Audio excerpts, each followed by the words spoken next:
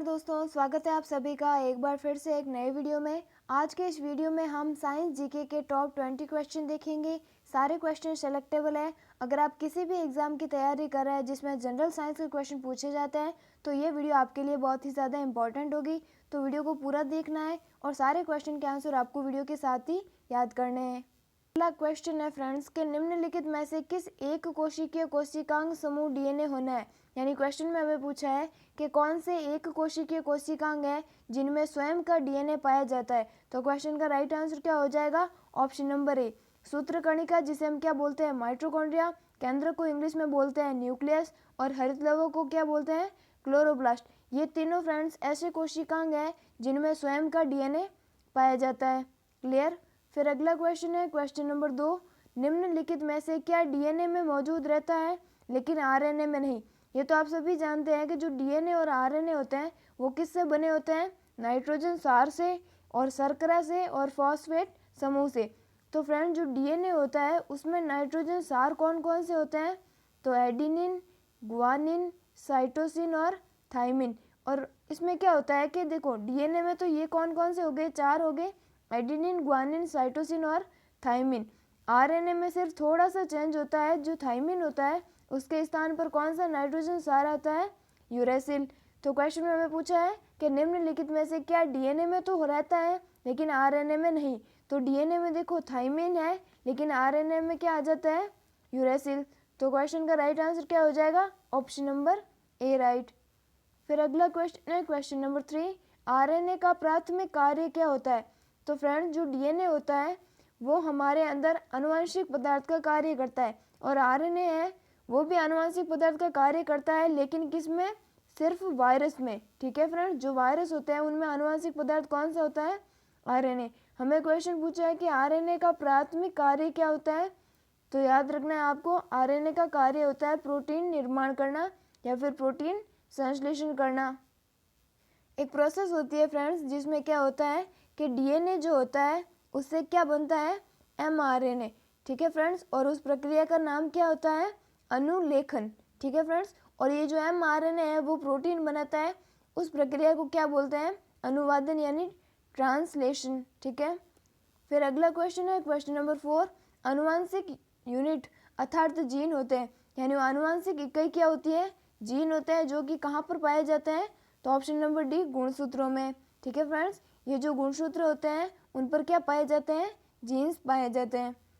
फिर अगला क्वेश्चन है क्वेश्चन नंबर 5, डीएनए की द्विकुंडलित संरचना किसके द्वारा दी गई? आप जानते हैं कि जो डीएनए होता है वो कैसा होता है? द्विकुंडलित होता है। तो ये द्विकुंडलित संरचना दी किसने? तो वाटसन तथा क्रिक ने। Option number B right. फिर अगला क्वेश्चन है क्वेश्चन नंबर 6, निम्नलिखित में से कौन सा कोशिकांग पादप कोशिका में पाया जाता है लेकिन जंतु कोशिका में नहीं? ऐसा कोशिकांग हमें बताना है कि जो पादप कोशिका में तो होगा लेकिन जंतु कोशिका में नहीं होगा। तो फ्रेंड्स ये जो एंडोप्लाज्मिक रेटिकुलम है ये जंतु और पादप दोनों में पाई जाती है। माइटोकॉन्ड्रिया जिसे पावर हाउस बोलते हैं ये भी पादप कोशिका में होता है और जंतु कोशिका में होता है। राइबोसोम भी दोनों में पाया जाता है, लेकिन ये जो क्लोरोप्लास्ट है, ठीक है फ्रेंड्स, ये जो हरितलवक होता है वो सिर्फ किस में पाया जाता है? पादपों में। ठीक है फ्रेंड्स, क्लोरोप्लास्ट जो कि प्रकाश संश्लेषण का कार्य करता है और जिसमें कौन सा तत्व होता है? मैग्नीशियम। Clear friends. फिर अगला क्वेश्चन है क्वेश्चन नंबर 7, निम्न में से कौन से कोशिकाओं को आत्मघाती थैली या फिर बैग बोला जाता है? इनमें से बताना है कि कौन सी कोशिकाएं हैं जो आत्मघाती थैली कहलाती है। तो वो होती है फ्रेंड्स लाइसोसोम। ये अपनी ही कोशिकाओं और ऊतकों को नष्ट करती हैं। फिर अगला है क्वेश्चन नंबर 8, निम्नलिखित प्राणियों में से कौन सा अपने शरीर में जल का संग्रह कर लेता है? हमें बताना है कि इन चारों में से कौन सा एक ऐसा प्राणी है जो अपने शरीर में जल का स्टोरेज करता है। तो वो कौन है? ऑप्शन नंबर बी, ऊँट। तभी तो फ्रेंड्स आपने सुना होगा कि जो ऊँट होते हैं वो कई दिनों तक बिना पानी के भी रह सकते हैं। फिर अगला, और ऊँट को क्या बोलते हैं फ्रेंड्स? रेगिस्तान का जहाज। अगला है क्वेश्चन नंबर 9, मछलियाँ किस वर्ग में आती है? तो फ्रेंड्स जो वर्गीकरण होता है कॉर्डेटा का, उसमें देखो कौन कौन से होते हैं? पीसीज होते हैं, एम्फीबियंस होते हैं, रेप्टाइल होते हैं, और हो गया मैमल्स होते हैं, एविज होते हैं। ठीक है, तो हमें पूछा है कि जो मछलियाँ होती हैं वो किस वर्ग में आती है? तो आपको याद रखना है पीसीज वर्ग में, ऑप्शन नंबर सी राइट। और एम्फीबियंस में कौन आते हैं? तो फ्रेंड्स ये जो होते हैं ना, जो जल और स्थल दोनों में रहते हैं, जैसे कि मेंढक हो गए, वो किस में आते हैं? एम्फीबियंस में। रेप्टाइल में सांप वगैरह आता है। और इकाइनोडर्मेटा का उदाहरण क्या है? तो तारा मछली। फिर नेक्स्ट क्वेश्चन है क्वेश्चन नंबर 10, सिल्वर कार्प किसकी किस्म है? हमें बताना है कि जो सिल्वर कार्प होती है वो किसकी किस्म है? तो क्वेश्चन का राइट आंसर हो जाएगा ऑप्शन नंबर ए, मछली की। ठीक है। फिर अगला क्वेश्चन, क्वेश्चन नंबर 11, नीली क्रांति किससे संबंधित है? नीली क्रांति का संबंध आप सभी जानते हैं किससे है? मत्स्य उत्पादन से। और गुलाबी क्रांति पूछा होता तो किससे होता? झींगा उत्पादन से।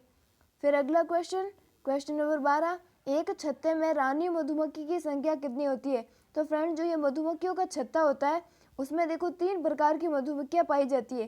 पहली क्या होती है? रानी। एक जो होते हैं जो नर जिसे हम कहते हैं वो क्या होते हैं? ड्रोन। और कौन से होते हैं? वर्कर। ठीक है फ्रेंड्स, एक होती है क्वीन, एक होता है ड्रोन, बाकी सारी क्या होती है? वर्कर। तो जो रानी मधुमक्खी होती है उसकी संख्या कितनी होती है? Option number D, 1। फिर नेक्स्ट क्वेश्चन है, श्वेत क्रांति किससे संबंधित है? तो श्वेत क्रांति का संबंध किससे है? दुग्ध उत्पादन से। Option number C right. फिर अगला क्वेश्चन है, भारत में श्वेत क्रांति के जनक के रूप में किसे जाना जाता है? ये कौन फेमस है? तो क्वेश्चन का राइट आंसर हो जाएगा डॉक्टर वर्गीज कुरियन को श्वेत क्रांति के जनक के रूप में जाना जाता है। फिर अगला क्वेश्चन है क्वेश्चन नंबर 15, निम्नलिखित में से किसकी उपस्थिति के कारण क्या दूध में मिठास आ जाती है? यानी हमें बताना है कि इन चारों में से कौन सी शर्करा की वजह से जो दूध होता है उसमें मिठास आती है? तो क्वेश्चन का राइट आंसर हो जाएगा ऑप्शन नंबर बी, लैक्टोज। और लैक्टोज का फॉर्मूला क्या होता है फ्रेंड्स? C12H22O11। ये जो लैक्टोज होती है वो क्या होती है? डाइसैकेराइड होती है, जो कि किससे? ग्लूकोज और गैलेक्टोज से बनी होती है। इसी के कारण दूध में क्या आती है? मिठास आती है। फिर अगला क्वेश्चन है क्वेश्चन नंबर 16, प्रतिविटामिन क्या है? प्रतिविटामिन नाम से पता चल रहा है, एंटीविटामिन बोलो चाहे प्रतिविटामिन, ये क्या करते हैं? विटामिन को नष्ट करने वाले पदार्थ होते हैं। Option number B right. फिर अगला क्वेश्चन है, पशुओं की उम्र का पता कैसे लगाया जाता है? तो फ्रेंड्स क्वेश्चन है कि जो पशु होते हैं उनकी उम्र का पता किस तरीके से लगाया जाता है? तो इस क्वेश्चन का राइट आंसर क्या हो जाएगा? ऑप्शन नंबर बी, सींग पर छल्ले गिनकर। होता क्या है फ्रेंड कि जो पशु होते हैं उनके सींग में जो ना कुछ गोल गोल ऐसे छल्ले बने होते हैं, उनको फिर गिना जाता है और उनमें कितना +2 जोड़ दिया जाता है और जो रिजल्ट आता है वही उनकी क्या होती है? उम्र होती है। फिर अगला क्वेश्चन नंबर 18, पशुओं में होने वाला आफरा रोग किस कारण होता है? पशुओं में होने वाला आफरा रोग एक आम रोग है, हर पशु में हो जाता है। तो वो किस कारण होता है? प्रदूषित आहार के कारण। Option number D right. फिर अगला क्वेश्चन है, मुर्गियों की सबसे खतरनाक बीमारी है? हमें बताना है कि ये जो 4 बीमारियां हैं उनमें से मुर्गियों की सबसे खतरनाक बीमारी कौन सी है? तो क्वेश्चन का राइट आंसर क्या हो जाएगा? Option number B, Ranikhet. ठीक है।